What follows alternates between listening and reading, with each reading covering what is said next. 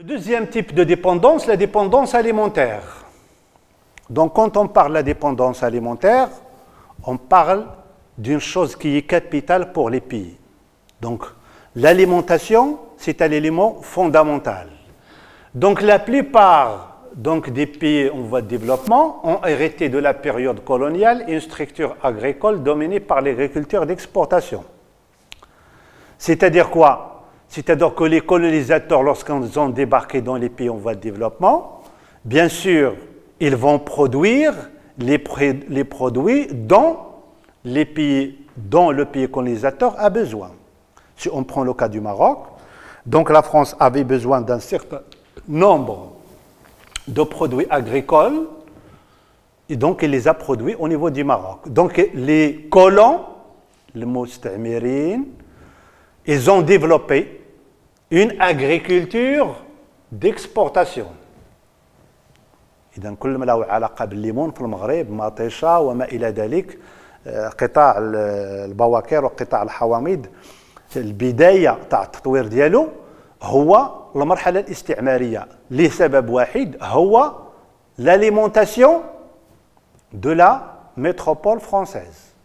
Donc lorsque les colons français ont parti, donc on a hérité, les Marocains ou le Maroc a hérité d'une agriculture d'exportation. ورثنا على المرحلة الاستعمارية فلاحة تصديرية. واش هذا إيجابي ولا سلبي؟ هذا نقاش آخر. Donc la production des produits destinés donc au marché étranger et qui sont disponibles indispensables au développement des industries et aux populations des pays développés. C'était le rôle qui leur a été attribué dans le cadre de la division internationale du travail. إذن هناك تقسيم دولي أشرنا إليه في إحدى الحصص السابقة، تقسيم الدولي للعمل. وفي هذا التقسيم الدولي للعمل أشنا هي الخدمة لا تاش اللي تعطات للدول المتخلفة، c'est la production, donc c'est l'alimentation donc du marché des pays en voie de développement en produits indispensables, que ce soit pour les populations de ces pays développés, que ce soit pour les industries de ces pays développés. Je vous donne encore un exemple. Aujourd'hui au Maroc, au jour d'aujourd'hui, on dispose, donc j'ai parlé tout à l'heure du secteur du textile comme un des secteurs qui a été développé par le Maroc, mais à côté du secteur de textile, قطاع النسيج، تم تطوير قطاع الصناعات التحويلية الغذائية. Le secteur de l'industrie agroalimentaire. Donc ce secteur de l'industrie agroalimentaire, علاش عندنا تطور في المغرب؟ لأنه ورثناه على المرحلة الاستعمارية، الناس المستعمرين باش ما تضيعش لهم une partie de la production، donc داروا des usines de l'agroalimentaire. Donc le Maroc, il a hérité. إذا ورث هذيك الصناعة التحويلية وقام بالتطوير ديالها بعد الاستقلال إلى الآن. Donc l'agriculture d'exportation a détruit l'agriculture traditionnelle qui produisait des produits destinés au marché local et national. Lorsque les modes de production capitalistes ont débarqué dans les pays en voie de développement, qu'est-ce qui s'est passé? Ils ont commencé à développer l'agriculture d'exportation dans tous les pays qui ont été colonisés. Donc ce processus, qu'est-ce qu'il a donné comme résultat? Il a donné la marginalisation de l'agriculture, pour ne pas dire la destruction et la marginalisation de l'agriculture traditionnelle. الناس كانوا تنتجوا الشعير والقمح وفارينة وكذا وكذا بين عشية وضحاها، فاش جاو المستعمرين ولاو هذوك السهول اللي كتنتج هذوك المواد الرئيسية لتغذية السكان تاع العالم الثالث تحولت لسهول لإنتاج مواد غذائية تصديرية. Donc, qu'est-ce qu'on va voir? La destruction de l'agriculture traditionnelle destinée au marché local et national pour la consommation donc autochtone, donc les autres produits qui sont qui ont remplacé cette agriculture vivrière, il est destiné à l'exportation. Et au fur et à mesure que le temps passe, on perd,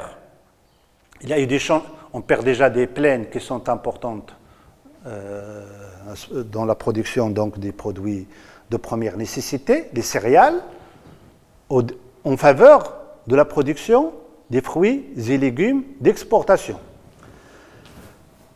Et au fur et à mesure que le temps passe, cette situation, la spécialisation de l'agriculture dans l'agriculture d'exportation, a rendu les pays en voie de développement incapables de satisfaire convenablement les demandes de leur population.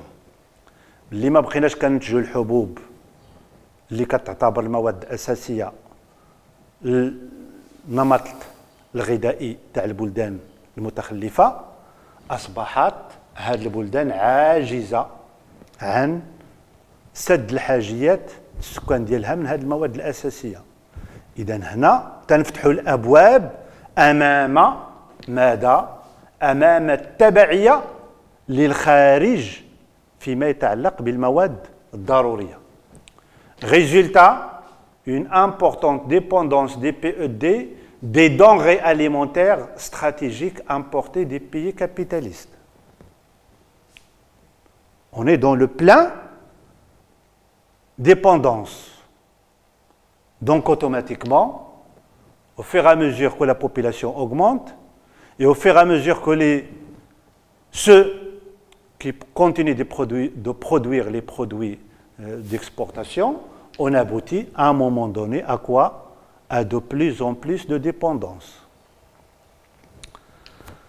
Cette dépendance alimentaire donne aux pays développés le moyen de pratiquer le chantage alimentaire à l'encontre des pays en voie de développement qui dépendent des importations pour nourrir leur population. إذا ملي الدولة من دول العالم التالي تتفقد هذه السيطرة، تتفقد التحكم في الإنتاج المواد الرئيسية ديالها، تيوليو الدول المتقدمة هما المتحكمين في الوضعية، وبالتالي هما اللي تيفرضوا الشروط ديالهم على الدول المتخلفة فيما يتعلق بالبيع والشراء أو الحصول على المنتوجات الرئيسية. إذا التبعية الغذائية تجدر الإشارة إلى أن غالبية الدول المتخلفة ورثت عن المرحلة الاستعمارية بنية اقتصادية متميزة بسيطرة الفلاحة التصديرية. المغرب، تونس، مجموعة من البلدان اللي كتوفر على مؤهلات طبيعية فلاحية تطورت فيها ما يسمى بالفلاحة التصديرية التي لها هدف معين هو تزويد أسواق داخلية للبلدان المستعمرة بالمواد الرئيسية. هذه الأخيرة الفلاحة التصديرية دمرت الفلاحة التقليدية اللي كانت موجودة في هذه البلدان والتي كانت سائدة قبل وصول نمط الإنتاج الرأسمالي، والتي كانت تنتج المواد الموجهة نحو السوق الداخلية أو السوق المحلية أو السوق الوطنية، أو بعبارة عامة التي كانت موجهة نحو الاستهلاك المحلي. إذا نبدلوا المنتوجات الرئيسية لنمط الإنتاج تاع الدول المتخلفة، تحدث عن الحبوب للسيريال، تنحيدوا الحبوب وتنديروا الفوارم تاع الليمون ولا الفوارم تاع مطيشة ولا الفوارم تاع العنب ولا الفوارم تاع لي كورجيت ولا جو سي با كوا. tout en sachant بأننا نحن في حاجة أولى للحبوب قبل الفواكه، لكن بما أن هذه العملية تمت خلال المرحلة الاستعمارية فالمستعمر هو الذي له الكلمة الأولى في اختيار ما يجب أن يتم إنتاجه. هذا التخصص الفلاحة التصديرية جعل الدول النامية ولو في مرحلة بعد الاستقلال، حتى من اللي يحصلوا على الاستقلال، جعلت هذه الدول النامية غير قادرة على سد الحاجيات الأساسية الساكنة ديالها. علاش؟ لسبب بسيط، هما أن الناس اللي تدربوا مع المستعمرين واللي عندهم ان سافوار فيغ مع هاد المستعمرين غادي يستمروا بعد الاستقلال. ملي مشاو المستعمرين فحالهم، الناس اللي كانوا معاهم واللي خداو تجربه غادي يستثمروا في نفس الفلاحه التصديريه بعد الاستقلال. بل في بعض الاحيان بحال المغرب وصلنا لواحد المستوى اللي فيه هذه الفلاحه التصديريه تكون جزء رئيسي من بنية الصادرات اللي تحدثنا عليه قبل قليل، رغم أننا نصدر في بعض الأحيان أشياء غير صالحة بالنسبة للمغرب، غير صالحة من ناحية الإنتاج. ملي كنصدروا مطيشة من منطقة ديال سوس لفرنسا ولا لأوروبا، ولا ملي كنصدروا الليمون، هاد جوج المواد تيتكونوا من 95% من الماء. تنصدروا واحد الماده اللي ما عندناش في سوس. On exporte des produits qui sont à 95% de l'eau، ولا الدلاح ولا مطيشه ولا الليمون. تنصدر من واحد المنطقه ديال سوس ولا ديال درعا اللي ما عندناش فيها الماء اصلا، وتنصدروا الماء ديالها. اذا هنا يجب طرح علامه استفهام حول هذا النمط تاع الانتاج الفلاحي وهذا النمط تاع التصدير. هذه التبعية النتيجة ديال هذه العملية هو أننا نكون ونمهد الطريق لتبعية غذائية كبيرة للدول المتخلفة في ميدان السلع الغذائية التي تم إنتاجها في الدول الرأسمالية والمستوردة منهم. دونك تنصدروا حنا لي فخويزي ليغوم، الخضر والفواكه، وتنعاودوا نستوردوا من الخارج المواد الرئيسيه لنمط الغذائي ديالنا، يعني الحبوب. هذه التبعيه الغذائيه استغلتها الدول الرأسماليه لابتزاز الدول الناميه التي تعتمد بشكل كبير على السلع الغذائيه والمستورده. ملي ما تبقاش عندك انت الامكانيه تاع الانتاج تاع المواد الرئيسيه للنمط الغذائي ديالك، تتكون انت رهين السياسه تاع الدوله الخارجيه اللي غادي تصدر لك، يعني انها هي اللي تتكون في موقع قوه بالنسبه للاثمنه، بالنسبه للكونتيتي وما الى ذلك. وهنا يكون اشكال مرتبط بالتبعيه الغذائيه ديال هاد الدول. اذا عندنا هنا واحد الخريطه عامه qui nous montre donc les dépendances des pays en voie de développement vis-à-vis des produits de base. تبعية تاع الدول العالم الثالث فيما يتعلق بالمواد الأساسية. ملي تنقولوا المواد الأساسية للنظام الغذائي في بلد معين. طبيعة الحال النمط الغذائي تاع المغرب والجزائر وتونس ديال شمال افريقيا اللي تيتبنى على القمح الصلب والرطب والشعير، ماشي هو النمط الغذائي ديال الصين ولا ديال الهند اللي هو الأرز. وبالتالي هنا تنشوفوا ألوان مختلفة. كاينين دول اللي عندهم 80 حتى 100% تاع التبعية. اشنا هي 100% التبعية؟ يعني تينتجوا صفر قنطار من ديك المادة. إذا تشوفوا هنا الدول خاصة أفريقيا، بعض الدول أمريكا اللاتينية اللي عندهم بين 80 و 100% تاع التبعية، سكي انورم بزاف.